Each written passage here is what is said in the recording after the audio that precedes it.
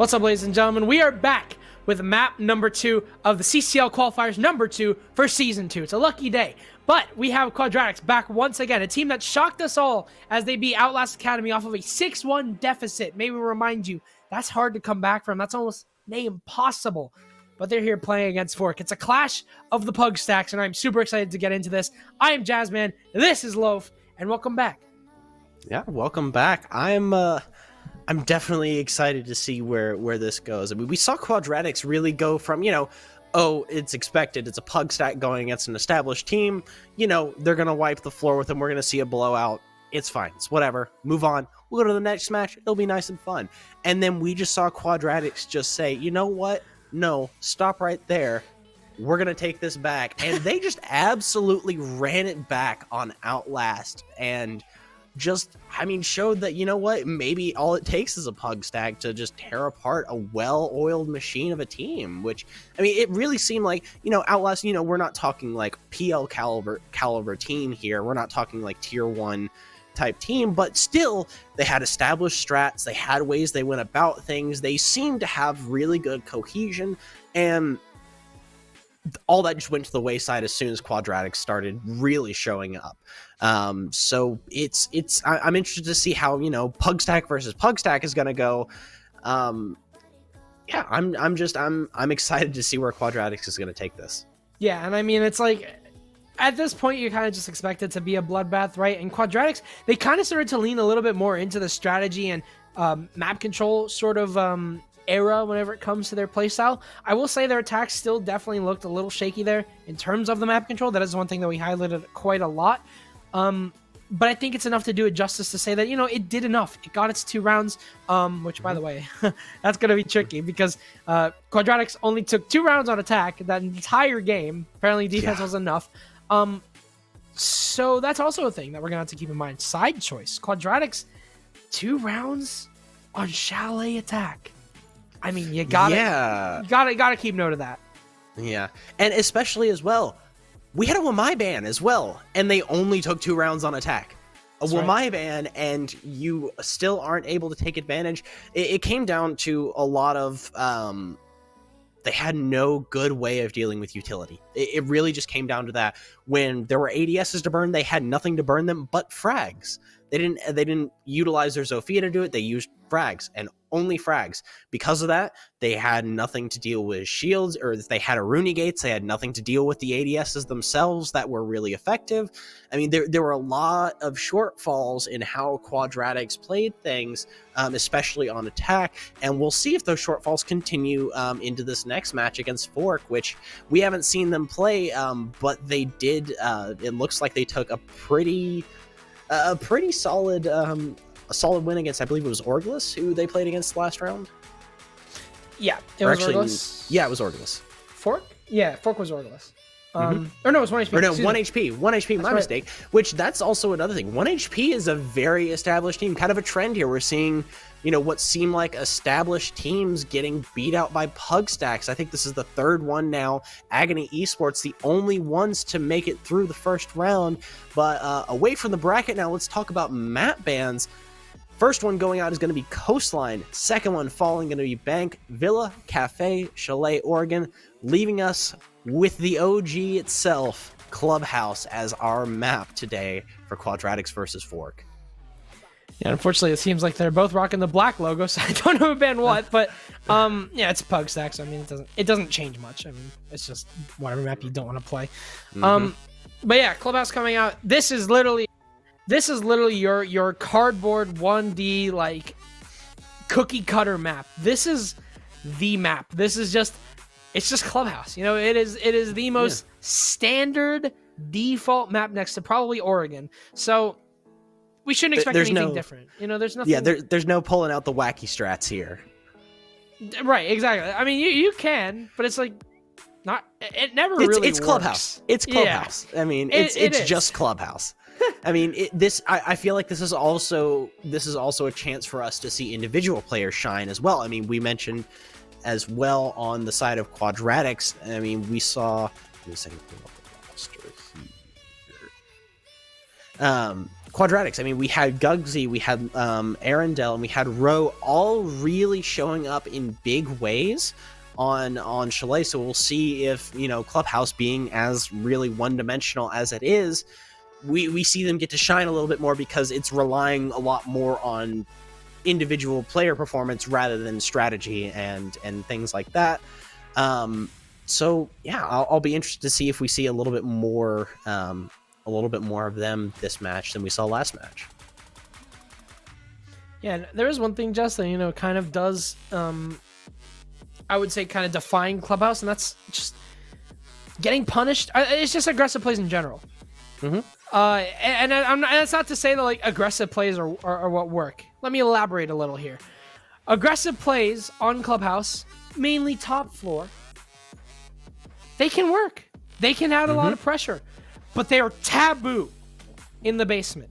They don't work most of the time. I wouldn't say all the time, but they don't work most of the time. And whenever you have two really, really aggressive teams, I'm not sure what's going to happen. I don't know if Fork... I'm kind of just assuming. I don't know if Fork are an aggressive team. I'm just assuming the fact that they're a pug stack, they're going to run aggressive strategy. But you get punished for aggressive plays on a lot of different maps. But Clubhouse, because it's just so standardized, it can really, really bleed whenever you make an aggressive play and it doesn't work. So we'll have to see. I think roams are also punished more frequently, especially if your droning is even slightly above average. Because it takes about a minute with a full team to drone the entire map down to basement. So there isn't any unexpected value factor, I think. I think roams that are just unchecked maybe. But it's just such a rare occurrence nowadays. Teams actually know how to drone. Well, I say that, but some teams don't. But, that's the first thing that you're going to want to look at. Yeah. No, and I do want to mention, especially during the last map as well, we didn't see a whole lot of droning from Quadratics. I mean, it was very much on the side of Outlast. They used tons of drones. They had Geminis. They used Zero as well. I mean, they were trying to get as much intel as possible. I didn't really see that from Quadratics. I mean, again, kind of pulling back to a little bit more of what we see from Pubstacks is just, as you mentioned, pure aggressive strategies. I mean, it's more, run and get as many kills as you can, which that will work a little bit more on Clubhouse, but the roam, I'm not sure will be punished as much as it maybe normally is in a competitive play style. Yeah. On the side of both teams here, we did meet the Quadratics roster last round, but if you need a refresher, it's Gugsy Wugsy, as I like to call him. I think his actual name before that was Gugs. Velk's lovely Arendelle, and Roe. And on the side of Fork, we got Tableface, Barry, Danny Spicy, Rika, and Zane. And if I mispronounce any of those names, I don't apologize. But yeah, it looks like Fork is also just kind of a couple of players from York University collegiate team thrown in with a couple of other members for their pug stack there. So once again, kind of like on the side of Quadratics, a couple of sprinklings of competitive experience here and there, but it looks like teams just looking to try and have some fun here, which I'm all for that. Pug stacks kind of make for fun games to watch. Well, yeah, there's not as much strategy, there's not as much to analyze. It's just fun to watch people run around and kill each other. Like let's be real, Chaz. Is it not just really, really fun to watch there? Also, we're being told it is Tabyface in the roster, but it's actually an uppercase L in game, so it may actually be Tableface. Not really sure there. I think it's meant to be an uppercase I that looks like an L, because that's what it looks like on Uplay. Yeah. But if it's actually Tabyface, I need to talk to somebody, like a therapist maybe, because he's in the chat, or they're in the chat. Mr. and Mrs. Tabyface, or Tableface if that's your actual name. Anyway, I'm getting too ahead of myself. Going into Clubhouse here, I'm interested to see mainly what's going to happen with this top floor, because that, I think, is where teams will really find their identity. Whenever it comes to a top floor clear, you have to have everything in check. Your map control has to be a little bit decent. You have to be as immovable as a rock inside of Garage, while also applying enough pressure not to get yourself killed inside of CC. It's the perfect test for a lot of these, kind of pug stacky teams. And I think that what we find that, the information that we'll gather from that round will kind of translate over to what will happen over in the basement and the rest of the game. So just going to wait on that as we hopefully get into the game very shortly. But here are your rosters. And, if Quadratics can keep the momentum that they had last time, this might be a game that they can just take away and run away with. Yeah, absolutely. I think it really is going to depend heavily on how Fork deals with aggression. Because again, mentioned it time and time again, Clubhouse is a very aggressive map where aggression is rewarded. So we'll see if, Fork is able to successfully curtail the aggression that we've seen from Quadratics. If Quadratics are able to keep that same aggression that we saw in Chalet, or if, different map, they kind of slack off a little bit more, try to play it a little bit safer, especially with how close that match with Outlast ended up being. Despite their tremendous comeback in the second half, it was still a fairly close game. They had to go to overtime in order to win it. So I'm interested to see how or if Quadratics playstyle adapts to this map. Yeah, and right now, rather right now, but also looking back at the older game, Quadratics, they had Gugsy and Arendelle just wearing the pants of the family, and I'm interested. I'm looking forward to seeing who's actually going to be the one that shows up this map, if it's going to be everyone, because I think we had 3 players that ended up lining up double-digit kills. It was Roe, Arendelle, and Gugs, but a lot of clutches went in the way of Arendelle and Gugs combined. So we'll just have to get investigative here, as we're going to meet the team of Fork and also say our hellos to the return of Quadratics as we move on to round number 2. Whoever wins this game will qualify for CCL Season 2. Yeah, already I'm going to make a prediction here. Thatcher. How'd you know? You know what? I'm clairvoyant. That's exactly how I knew. Is I can just sit here and I can just beam myself into the minds of these players and know exactly what they're going to pick. Right now, I'm going to say probably either Nomad or Jackal. I'm kind of getting mixed signals here from the brain waves. I don't see Jackal getting banned that much. I don't know why he's banned. He's just not that good. It is a Flores. Okay. Flores not completely, left field, but a little bit different. I don't know. Flores is good. I mean, he's a good operator and everything. Yeah. I don't know, but I don't hear of a Flores terrorizing Clubhouse. Definitely can do work, but Mute is just really good on this map as well. Vox is gone. No need to explain as to why. C4 on the board. Laser of a gun, and those 3 cameras of undeniable value in terms of intel. Yeah, absolutely. And we do have another bracket update for you all. Agony Esports has defeated Cat Laugh to move on to, I believe, the winner's semifinals. Yeah, the winner's semifinals is where they will be going on next, and Cat Laugh will fall to the losers bracket and play the winner of 1 HP versus Outlast Academy. So, Love, actually, that doesn't mean that Agony is qualified. Because we aren't casting the last game, so it's Taro, Zvuk, Show, GP2. It. Wow, man, please, I'm on my knees, man. These names and Phil's. But all 5 of those players have now made it to they've made it to CCL. So congratulations to all 5 of them. And unfortunately, Cat Laugh will fall down to the losers bracket. This is where they were last time in CCL call number 1. So yeah, I mean, well played to Agony. Yeah, definitely. I'm excited to see which one of these teams will push forward now. Ken, I want to see the bloodbath that this is inevitably going to be. I mean, I'm just looking forward to the slaughter, to be honest. It's Clubhouse. I hold the potentially wrong / controversial opinion that Clubhouse is one of the best maps for seeing how players can truly perform. Yeah. And I like Clubhouse for that reason. Hate me all you want. I like Clubhouse. It's fun to play. I can't lie. It's just a fundamental map. It's like you just rock the fundamentals, and it's a good place to just learn how your team plays. In terms of the map being good, I mean, I don't know. Mixed opinions on that one, but you know, it has, like you said, it's undeniable that it just helps you learn how your team will play and how it will be structured, which a lot of these teams are going to have to find themselves in. Another interesting thing to point out is I believe one of these players on the side of Fork is a substitute. That's Art. That's Big Art X. Now, I don't know how, you know, obviously in quals, subs are just, you know, they mean completely different things. It could just be a 6th player. It could just be someone standing in because someone ran out of time. But if Art is an actual sub, if he was, you know, brought into this team where it's like, all right, you're not our main player, but you're our substitute. You are our literal backup. I want to see what will happen. You know, I want to see what value he will bring as we move on to what looks like a top floor clear. And we talked about how easy it is to drone this top floor. I don't know if Quadratics have whipped out any drones.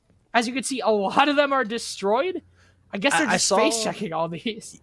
I saw a lot of early droning, especially from Arendelle, but past that I haven't seen much. But there is both Velx and Gugsy going to fall. Gugsy just taking that slow walk up the stairs with the 6P LMG there, and unfortunately not going to be able to do a whole lot. Ro and Lovely both taking a good chunk of health there, but Lovely able to take down Big Art. There's your Malusi down. No Wamaiban here, still with him on the board. We'll see how they fare, but there's Danny. It will take down Lovely for that trade. Ro trading right back as well. Well, Loaf, you talked about the inevitable bloodbath, and it seems like it's here, as it's just it's a 2 versus 3 with half of the round gone. Now, watching from the sidelines, you might be like, wow, that's like a lot of time passed. No, it's not. Not on a clubhouse basement. Not. On a clubhouse basement, your kills should start coming in way later. But unfortunately, Ro with very low HP and with little map control can't really go for these hatches. So it seems like it is going to be a blue finish as Arendelle makes his way down Oil Pit. He's got a player to his left, whether he knows it or not. And Barry will swing at the utmost perfect time and claim 2 lives as it's Fork to take round number 1. A basement turtle strategy will work out. I even say turtle. Big Spicy, or sorry, not Big Spicy. I was meshing the 2 names there. Danny Spicy, thank you. Went absolutely nuclear inside of Bar, and he helped secure his team that round. Quadratics just gets shut down super early on. It looked like Quadratics were trying to play kind of a hybrid of what we've seen them play before. I saw the elements of, you know, running, get kills, win the round. And at the same time, I saw some players being slow and methodical, trying to clear out roamers, trying to get map presence.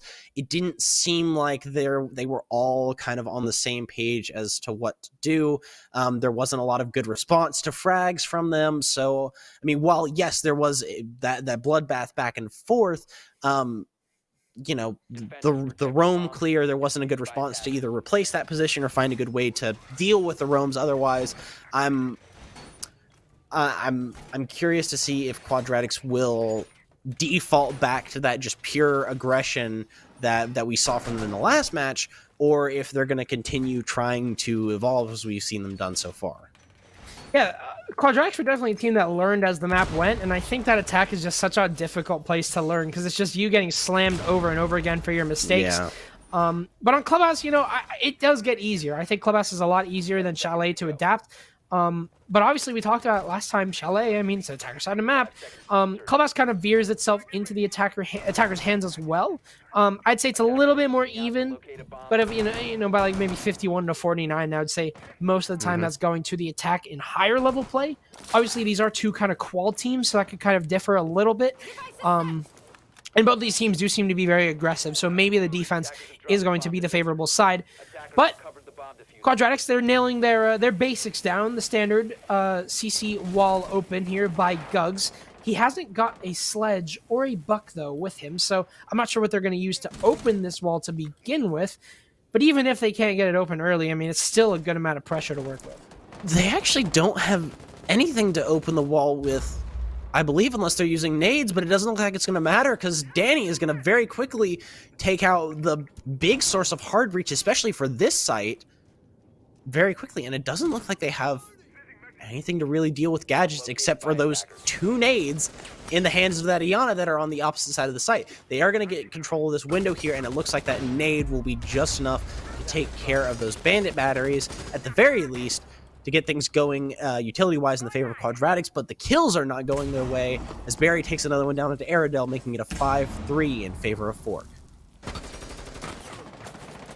Forker just holding this down as well. Table face, the only pressure that they have coming to them inside of Garage is from that breach. And it's enough, apparently, as Roe just slaps them down. That's a freebie there for Roe. I wouldn't say freebie, but how are they going to adapt to this? Quadratics now have free reign over by Garage, but the numbers are just simply not there. You're going to have to split everyone up on this one, and also Case is down. Rika is going to be pushing over from Swamp, as Roe looks like he is going to be going in for a swing. It's one onto Big Art, and a second for Roe. 3 versus 3, and with a minute remaining, it seems like Quadratic, with not a lot of options, are just going to have to take the aggressive route. Yeah, so far it looks like they're actually backing off as well. They're, you mentioned taking the aggressive route. They're really taking their time. They backed out completely out of the map, away from any point of entry they had established. Part of it, I guess, is that Case being down so far away. But another, it seems they are stagnating a bit. The Iana is the only one making any real aggressive pushes. Row as well, moving into garage storage, trying to get a hold of those stairs there. It looks like that's going to be their angle of attack, or at least try to pull some of these defenders away and give the Lion of Lovely a chance to get a plant down, or at least pick up the case, if nothing else. Attackers have recovered their defuse.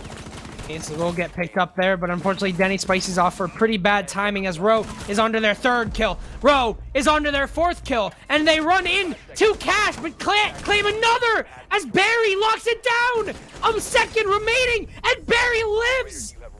That is unbelievable. Somehow, some way, Fork stave off a 4K on the side of Roe. Absolutely incredible play from Barry right there. I'm apologies for the pause. I'm just in shock of how very quickly Roe looked like he was going to, or they were going to run away with that. And Barry just said, no. And that was the end of that, and slowed the round down enough that Iana had no time to actually get into the site and take that last kill away. And Fork went off of time. And so far, Quadratics seem to be struggling once again on attack. We've seen this over and over again, haven't we, Loaf? Attack is just, it's harder. It is. It's simply, you can't cut too much slack, but it is harder. It really is. And Quadratics, unfortunately, find themselves on that end, while Fork are just living lavish inside the site. But Quadratics are putting up a good amount of pressure. I would say their map control, again, we talked about how important this was. It was so difficult for Quadratics on Chalet to get even an inch of map control, because anytime they get contested, they back off. They're too scared. Or they over-aggress. They make their mistake. It's like have you ever played a Dark Souls game? You start to panic roll, you start to panic dodge. That's kind of what Quadratics do. Whenever they lose a life, they go into panic mode. They try and swing and get the refrag and get aggressive, and then it turns into a bigger issue. Whenever you secure a kill, you need to have a drone that comes after that to make sure that you've secured that part of the map control. And whenever you have it, you have it. You lock it down and you keep it guaranteed. Unfortunately, that's not what we're seeing from Quadratics. They give up too much. Main thing there, no one was inside garage that last attacking round. Yeah, they had no one there to back up Lovely, who was trying their best to get the wall open there with the Maverick Torch, but had no support from anywhere, actually, at all, in order to prevent him from getting C4'd out, as he did. And just like that, they lose a big portion of their hard breach. That was very important from that site, but it looks like they're going to go ahead and they're going to do an impact drop into logistics, and they have 3 players almost on site, and this is the aggression that we were talking about they would default to, and now it is a 4v3 in favor of Fork. Very quickly make that a 3v3 as Roe takes down Tabyface.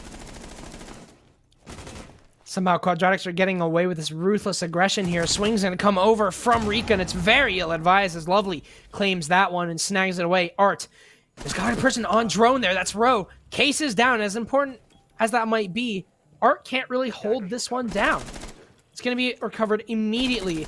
No mirror window to work against Art, however, so at least they've got that going for them. Swing coming out here from Lovely. He might lose his life for this. 1 versus 1. Art's on very low HP, though. Gugs just has to hold this down. It's a minute 23 to work with here for Gugs. So many options, and it seems like he is going to go for the swing, and he does lock it down. Quadratics will claim their first round on attack. A rush works out. I don't know if they droned Logi, but if they did, they saw that it was clear and made the most of it.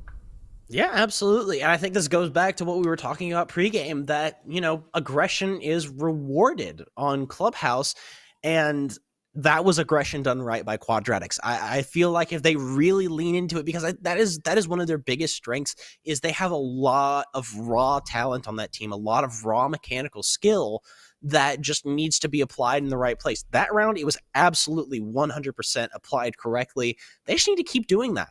They need to find a way to be as aggressive as possible and coordinate around that. Do it right. I mean, drone in, as you said, they saw that it was clear. They were able to drop down, get a solid chunk of control, a solid amount of guns, and good guns at that. Roe, Arendelle, and I believe Gugsy were the ones to drop down in there. Or actually, Lovely, not Arendelle, I believe. But regardless, they were able to put 3 really skilled guns down right next to the site where the defenders were pretty much unprepared for them to be that close that quick. So I feel like if Quadratics can really get a hold of that aggression, really get it working in their favor, that they will have some more success on attack, and once the half is over, potentially a better time in the defensive half, and could potentially close this out before taking it to overtime. Yeah, like you said, as long as Fork just run away with his defense, right? Like they should be, in the clear. It really does seem like Fork are just running with this advantage. Like Quadratics won that off of a change in strategy that definitely jarred Fork a little bit, but I don't think that happens again. I don't know if he's been droned. So I don't know if this is a glitch or something, but whenever the Vigil E1D is... doesn't matter. It doesn't matter. No, not at all. He's just... Wow. That was probably the quickest I've ever seen a Vigil shut down. Especially not when he's actively peeking. Like, that's the thing. He was trying to run away. He was trying to rotate out and was just shot immediately through the window there. So that is a big portion of your roam presence down. You do have Danny extended a bit as well as Barry, but it looks like Danny is going to quickly rotate down. Actually, I'm curious as to why they're extending with the smoke. That's the one thing that has me a little confused on the side of Fork.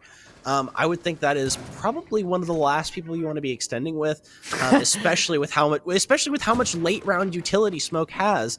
But we'll see how effective this is. It looks like Danny is going to be slowly pushing back up through these main stairs here, and is going to get a kill back on a Row. And there is one of your hard breaches down. Now, luckily, they do still have Lovely able to do quite a chunk of work with 4 gas canisters still up. But now it's going to be up to Tabyface holding down the shield in construction. Nade does not get caught in time there by the magnet, so the shield will go down, and Tabyface is forced to give up dirt. Very intrigued as to how Danny is still alive and how he's claimed a second kill as he walked up main and just ran circles around the kitchen. He did it twice.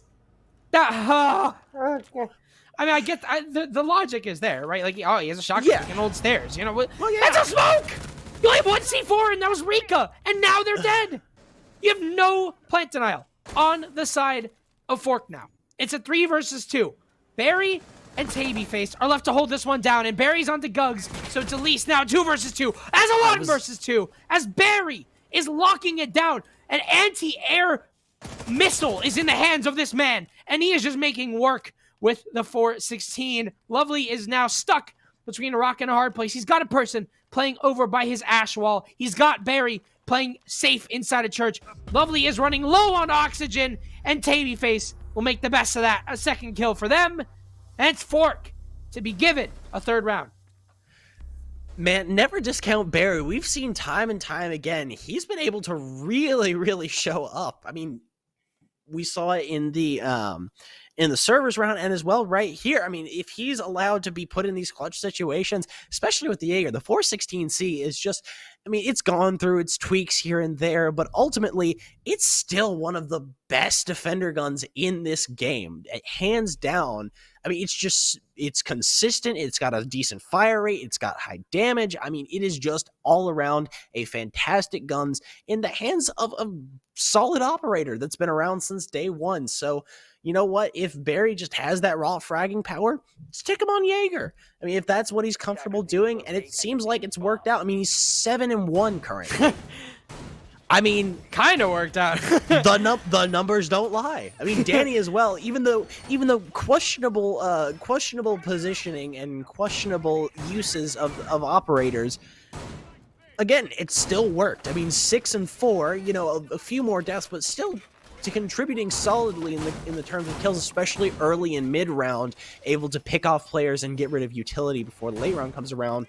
At least this time it seems like they're switching up. They're allowing Danny to be a little bit more aggro, switching back onto Tabyface, who was playing that Wamai last round, but played it a lot more passively, giving it now to Danny, and I think we're going to see a little bit of roaming Wamai here.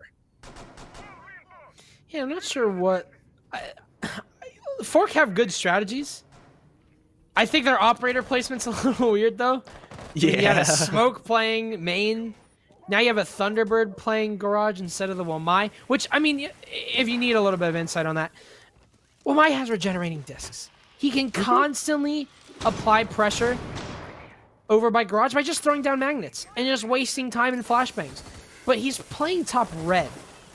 There's not much that Art can do from that position, considering the only utility that Art brings at the moment is C4. What are you going to do with a C4 over by Garage? Maybe, I mean, I guess you could deny in case someone comes down into Motorcycle underneath the rafters. That's an option, but I don't know.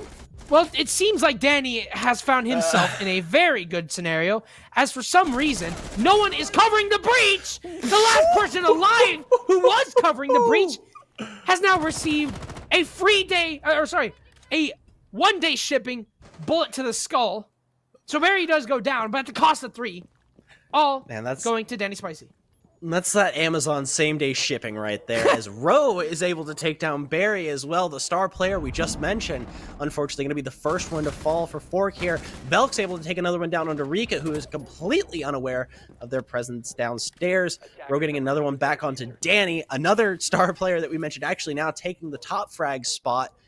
As now what seemed like a Fork runaway round has now turned out to an even game. Now, Roe and Velk still have a lot of work to do if they really want to take this back. Tabyface still has all 3 canisters left. Time's ticking down slowly to a minute. That's a lot of utility that they can really take. And with Big Art still up, those stations still being able to give them a little bit of extra HP. Tabyface going to go ahead and use that first gas canister on the push up the stairs, but is completely unaware of Roe's push. That's going to be Tabyface falling with 2 canisters in their back pocket, leaving Big Art in a 1v2. I'll be stunned if Quadratics can somehow pull this off. It's a fake there from the Gemini. I believe that is a fake. Big Art is stuck inside, and he's actually hugged the wall, so you don't know he's there. But unfortunately, it won't matter. Roe is on for his 4th, I believe, that entire round. What is it with these 4Ks? Somehow, Danny Spicy's 3K runout is converted into a 2v5 victory from Quadratics. It seems like no matter what, if Quadratics are backed up against the wall, they just make it happen every single time. I mean, Quadratics have been... It comes down to, you know, if the right player is left up in the right situation. The same is kind of true for Fork as well. I mean, I don't want to, you know, do one without the other, but if one of the right players is left in up late down in the round, Gugsy or Roe have been the 2 that we've really seen shine in those late round multi-kill clutch situations. Barry has been another one, especially late round, that's shown up really, really well. It really just comes down to who is left standing. Who are they getting the kills on? Are they able to take down these high frag players early on because they put themselves in a disadvantageous situation? For example, where Lovely solo breached the Cerber wall.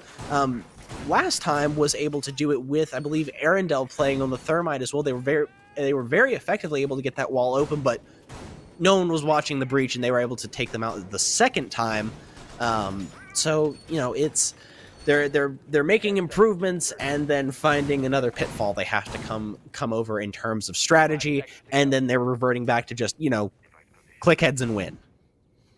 I feel like it's just like it's the fact that Fork are just taking advantage of Quadratics just kind of being loose whenever it comes to their teamwork. Just their team play in general has just been really all over the place. It's there, but for example, I'm just completely oblivious to how Danny was able to just sprint out of the plat wall and just land 2 kills.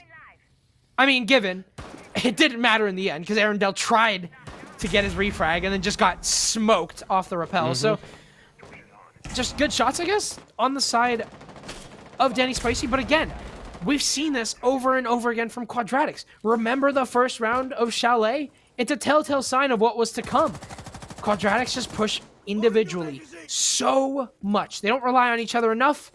Unfortunately, it's been their undoing. Arundel, unfortunately, presses his mouse keys. Sorry, presses keyboard keys instead of his mouse keys. Nearly had a freebie to him, but unfortunately, it won't be gifted. At least he's not dead. Yeah. Still up, still have Nomad charges, still have 2 in the back pocket there, but there's Lovely going to be the first member of Quadratics to fall to Tabyface. That SMG-11 tearing him to shreds there. So now it is a 5v4, but it does look like Quadratics have garage control, and they've got pretty good control as well underneath, but Arundel able to get the first kill and the first trade back there onto Tabyface. They're worried about the push from Lounge, but not going to be really of an issue now with that Lion charge coming out. Quadratics are actually looking a lot better this round in terms of strategy than they have in the past. They've got themselves established into garage, which means that their plant is pretty solid. The problem is that Arundel has a very limited view here whenever it comes to the breach. They only can watch red. That's about it. That's about their limit. So that that cash door is going to have to be held down like it is the president. And it seems like it is! As Velks just lands the shot onto Rika. Now they should be able to get this wall open, but unfortunately I don't think they have any utility to do so. So they're going to have to maybe walk in through the window, which is always very, very dangerous, especially because the diffuser is on the other side of Rafters. Art is still stuck inside of Secret as well. So 45 seconds left. Quadratics will have to get a move on, or there might be collapse on pretty soon. Roe is onto Danny Spicy, however, as he gets that kill. It's just Art now. He's trying to swing Swamp, but he is read like a book by Guggs. It's just Barry in a 1 versus 4, and Guggs is on for yet another. Quadratics, 3-3 at the split. They make it work. They were looking rough at the beginning. Rust, however, has worn off for them. We've got an even game moving into the second half. I also feel like they weren't nearly as kill hungry that round as we've seen Quadratics be. They kind of just let Fork's aggression play into their hands. I mean, we saw them, sitting back, playing angles, waiting for Fork to push forward and try and, catch Quadratics off guards, as they have many times before. It's not completely unreasonable for them to do that, but Quadratics played right into that and were able to come out on top now with an even split heading into the second half. Yeah, I mean, honestly, Loaf, Quadratics were looking a little shaky, but you mentioned the fact that they just turned up their strategy. They finally got control of garage, and when they did, they took advantage of it. Now, I was definitely, I was really focused on what was going to happen over by the wall, because that was unopened. There was only a bottom half open, and unless you want to risk proning on the floor and making your head easily accessible to defenders that decide to prone peek you, which, I mean, was difficult because they had full Rafters control. That was kind of the main thing. I was worried about what was going to happen there, but at the same time, you had 3 stacked into Rafters, so anytime a Fork player would swing, boom, dead. Immediately. Yep. So, 5 seconds left. I'm pretty... I mean, honestly, I don't expect 3 stacking garage to work all the time, because it's just, I mean, it's crowded up there for one thing. But it did. It really did, and that kind of just gave... It made that, the fact that they couldn't get the wall open just a little less painful. So really well played to them. All in all, very well played strategy. And the player, Tabyface, oh boy! Tabyface goes down. And listen, you might have a Maverick up, But whenever you have 2 C4s alive, and it's a basement site, that kitchen hatch can be sealed. Because all you got is Rika as well. Rika, you can work with Rika trying to get the hatch open, but it's risky business. The Habana's brought because it's just so easy. You just shoot it. You can't get impact tricked because you can just do the double pellet trick.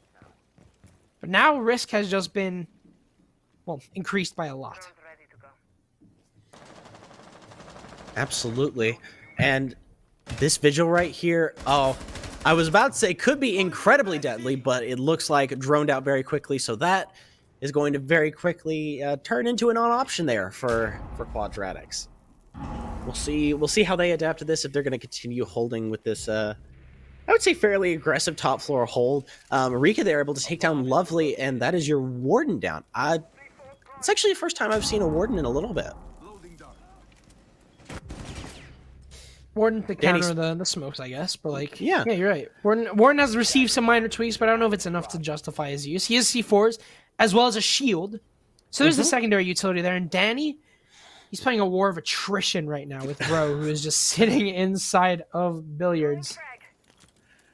And that 6P LMG can be absolutely terrifying in the right hands, and I think Danny might be it. But there is Big Art just dropping into the site, dropping an nade in Arundel's lap.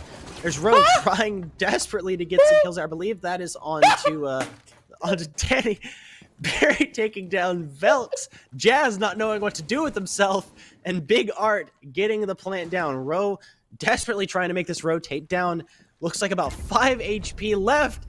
And the well-timed nade from Danny puts Ro into the wall. And Fork run away with that round. Whew. Loaf, I just watched a man entry with a nade and a Gon 6 run around the armory side, do a whole ellipse orbit around the shelf, go for the plant, and then someone else peek with a nade, and then Ro have the hardest time with the K1A recoil. That was rough. That was rough on both ends. That was a questionable round, to say the least. That was a real mind bender, to put it lightly. That was interesting. That's what I'm gonna call it. Interesting. But we're gonna head back to basement, and I think that they're changing up their strategy a little bit. First of all, bringing a Chanka instead of the Warden. We'll see how that plays out. We're also bringing a Mira. I always enjoyed seeing Mira play. I like that she's kind of slowly pushed her way back into play, as it's less of a default ban now just to get rid of Mira. There are a lot more potent operators that you can get rid of now, so I'm excited to see her utility come back into play, and I'm interested to see how they use it. It looks like we're going to have a window looking into AC, as well as down onto main stairs and Moto hallway.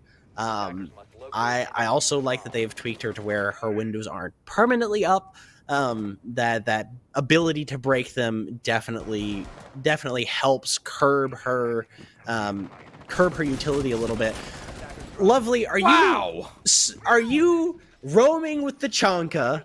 First of all, second of all, taking care of one of their 3 hard breaches. Second of all, they have 3 hard breaches.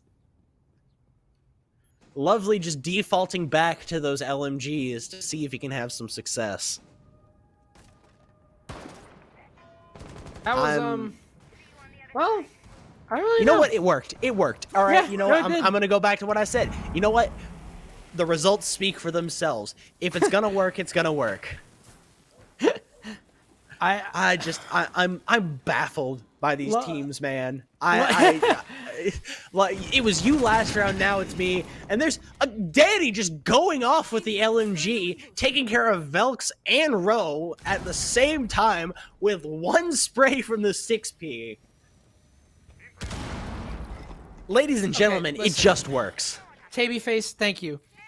Do not put 4 pellets on the hatch if you know that there is an impact trick. It just won't work. Put 2 at a time. This is a tip for everyone. If you're new to Habana or just don't play hard breach that often, a good way to counter impact tricking is to remember that there's usually only 2 impacts, maybe 4 at max. just keep shooting your double pellets. Especially because you have or had an ace, and now you don't have any hard breach left except for Tabyface, as Arundel is claiming too. He is hunting these hard breach players, but Big Art is inside of the site, but he's way too deep. The pressure he's applying is just way too scattered. No one is able to cover Tabyface, and the intel is all over the place. They know exactly where this plant is going down. C4, not in the hands of Gugs, though. He's gonna have to do this the hard way, and Lovely and Gugs are just stuck inside of Church. Art is just pushed way too up, though. They are split up, but somehow Art wins his one. I don't know how he's done that. It's just Tabyface and Big Art now, 1 versus 2, and Lovely's got an LMG in his hands. How has it come to this, though? Art was so overextended inside of the site, and yet somehow they make it work. Swing into blue will not net Lovely the kill that he was hoping for. With 22 seconds left, he's got to find a kill each and every chance that he can get. He needs it at this point. He'll swing into Armory. He doesn't even know where Tabyface is currently located. Swings wide and finds him, but can't get the kill. Oh, but Tabyface! Oh, no! Are you kidding me? Lovely has a no, and there's no time. That was almost horrid.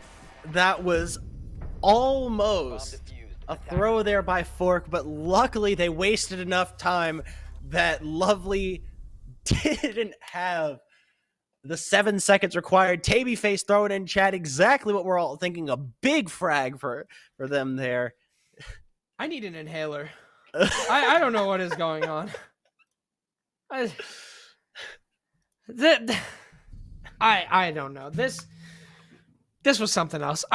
Fork just got into the site.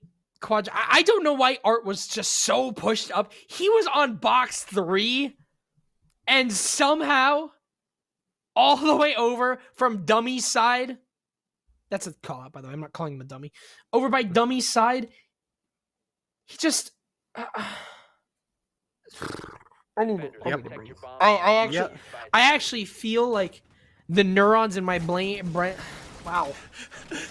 Oh my god. Prime example right there that they're not firing. They're melting. Correctly. They're literally melting.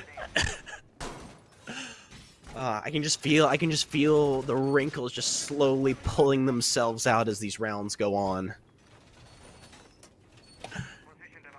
But we're heading back over to a familiar site of Server's Cache here.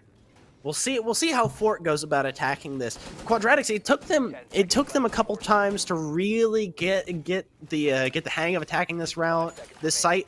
Not this round. But they did eventually get it down. We'll see if Fork takes as many rounds as Quadratics did to get the hang of it. And if they do, it could potentially give Quadratics a chance to pull it back. Right now, Fork up 5-3. They take this round. Quadratics are in a tough spot. It's a pretty standard attack, though, and at the moment, Fork also just have a lot of hard breach utility to work. Opting for the Capitao, I get where the idea comes from, but again, there's a Wamai. It's simple as that. C4's tossed out! Oh! Tabyface is on a drone! Unfortunate placement from Tabyface there. You really that could have been played a little bit better from Tabyface, but also just absolute long arm throw there from Arundel there to C4 out the ace. Not even knowing it was there. I think expecting the Maverick there of Barry to be pulled back a little bit. There's the Wamai of Rowe taking care of one of the nades coming in there to deal with him. Takes down Big Art, but Big Art, unfortunately, team kills Danny Spicy with the dropped nade. What is happening, Rowe? I'd say give that the 3K. Rowe is on for a third. But, Barry, through all of the ashes that fall out of the sky, will claim a kill as the silence deafens the battlefield. 4 versus 1, and Barry will just get swung. Rowe for 3 kills at that point. And Loaf, I cannot lie to you. Both of these teams look discombobulated, but at the moment, Quadratics are just playing inside of the site. And because of that inability to clear Garage effectively and losing 3 lives actually, to a Garage attack, including a team kill, Fork will lose the round. No match point for them yet. But yeah, this is just, I mean, I don't even know. Quadratics are all over the place, but so are Fork, and I think Quadratics just having the the basic positioning advantage for the fact that they're on defense.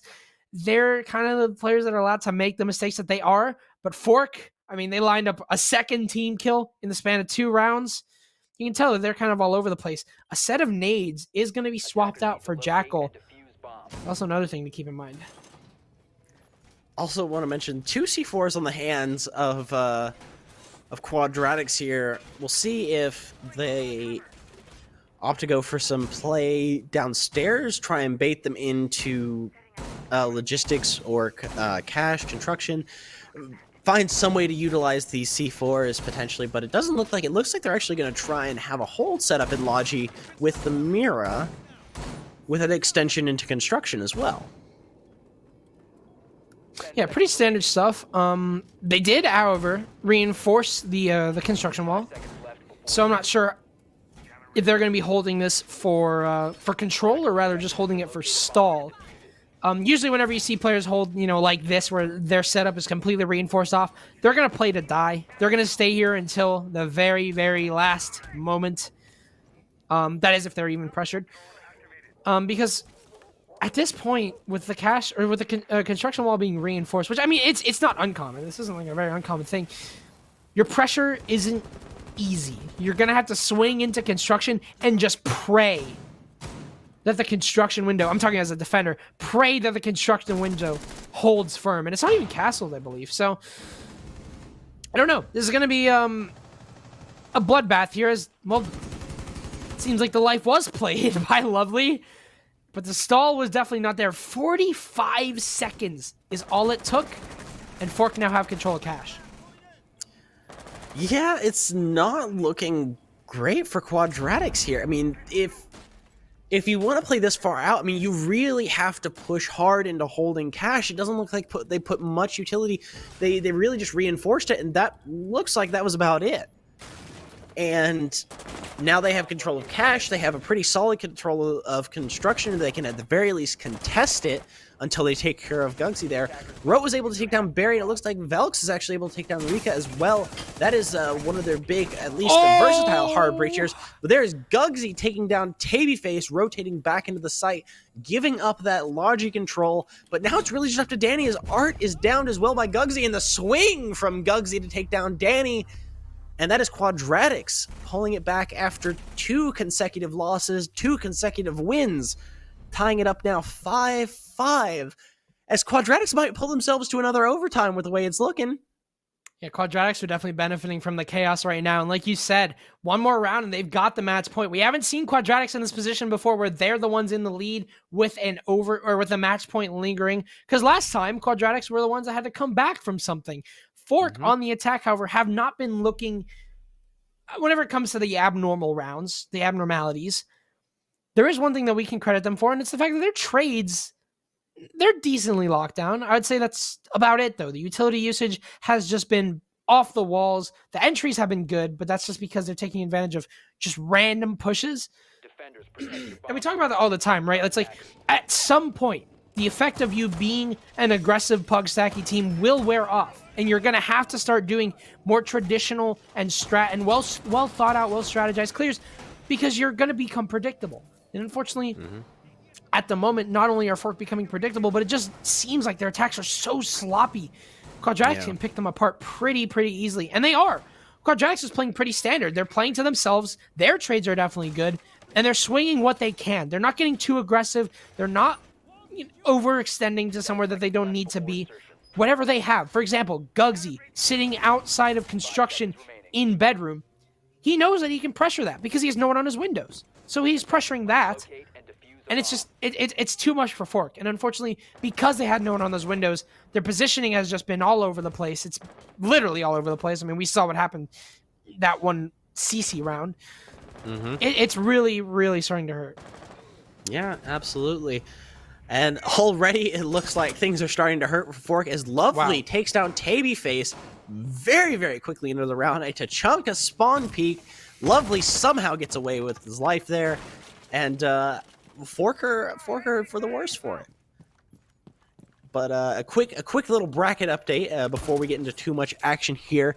Outlast Academy has beat 1HP 7-1 to move on to the next round of the losers bracket. They will play Catlaugh in the next round. That's going to be an interesting game, and I'm hoping we can pick that one. Oh, wait, you know what? I don't know if they're playing. Are they? Yeah, they are. So that's actually a game, and I want to pick that one up, I hope. So...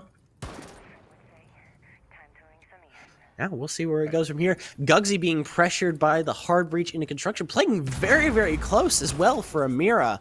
I am...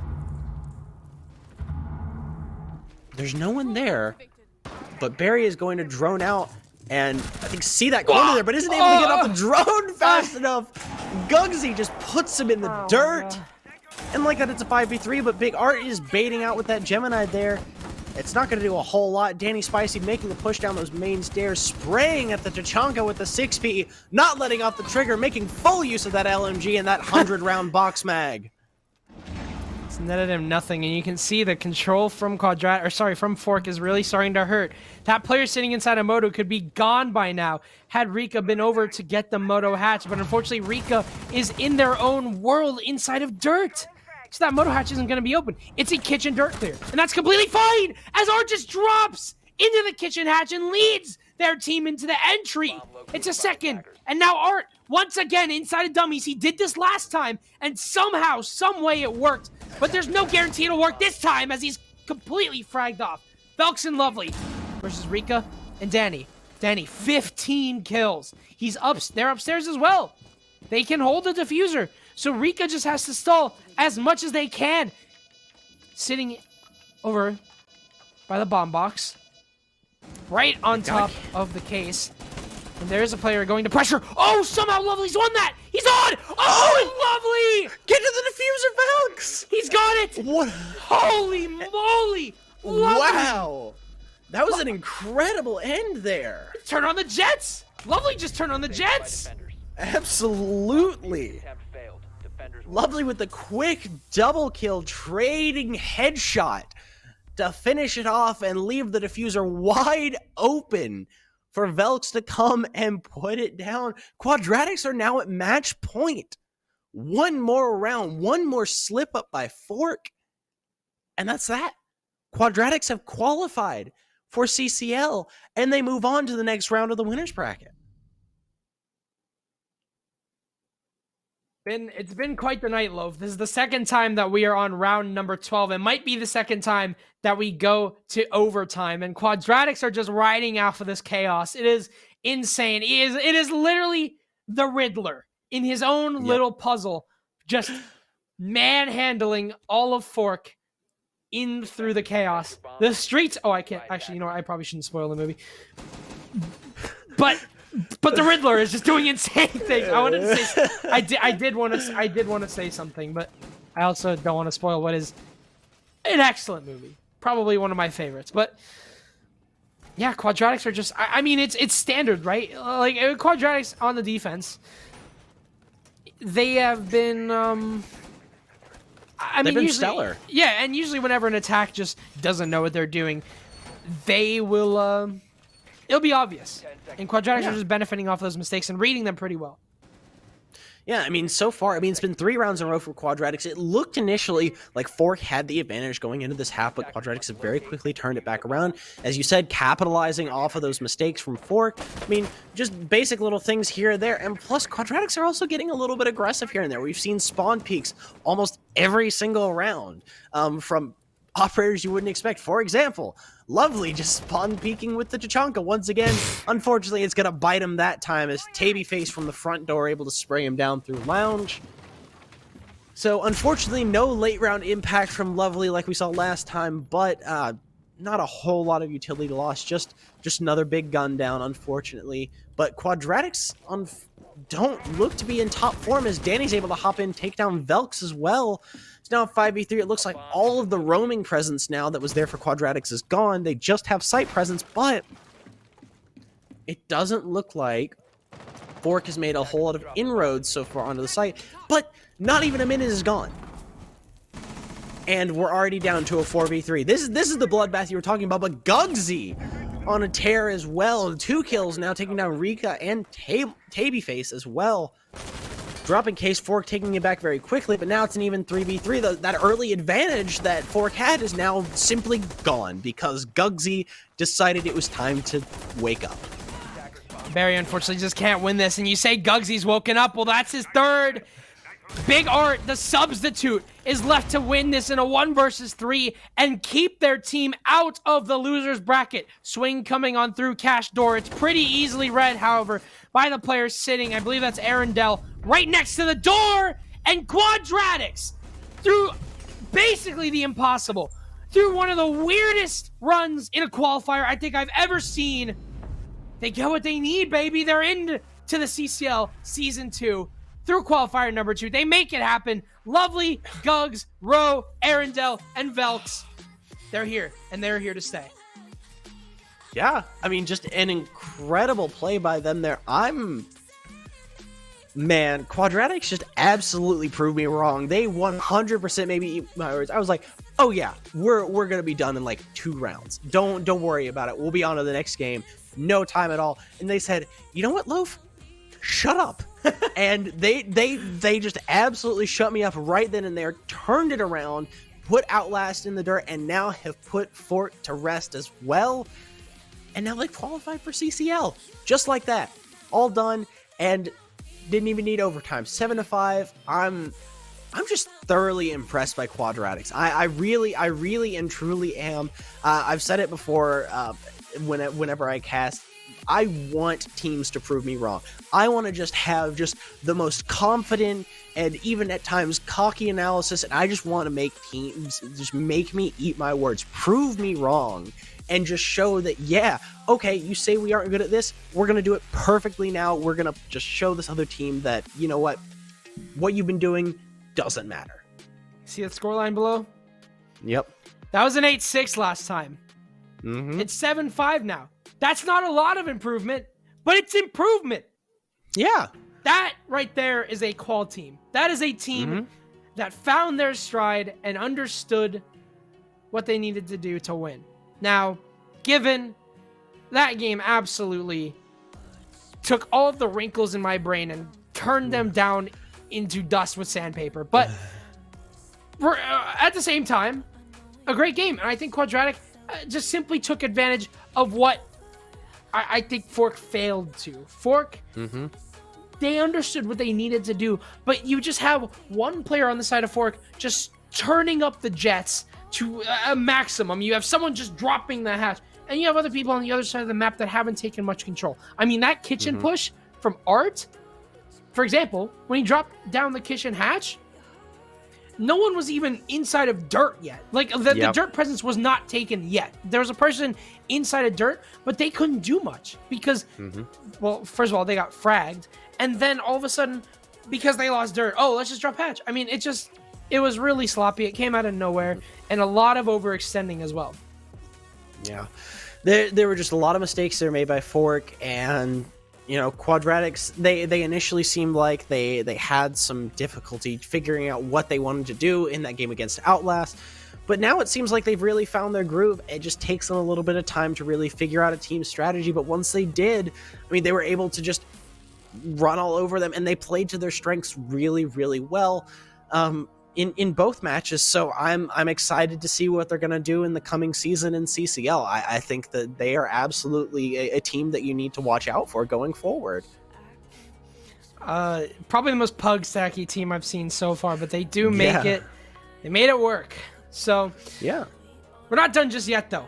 We have quite the dramatic game coming up next. We have a losers bracket game between Seer Esports and I think the loser of this game, Fork. Actually. Yeah, Fork. So Fork. It'll be Fork playing this. So we're about to see a team completely make it into CCL, and we're about to see a team completely lose their chances. But that's not yet. We'll be right back.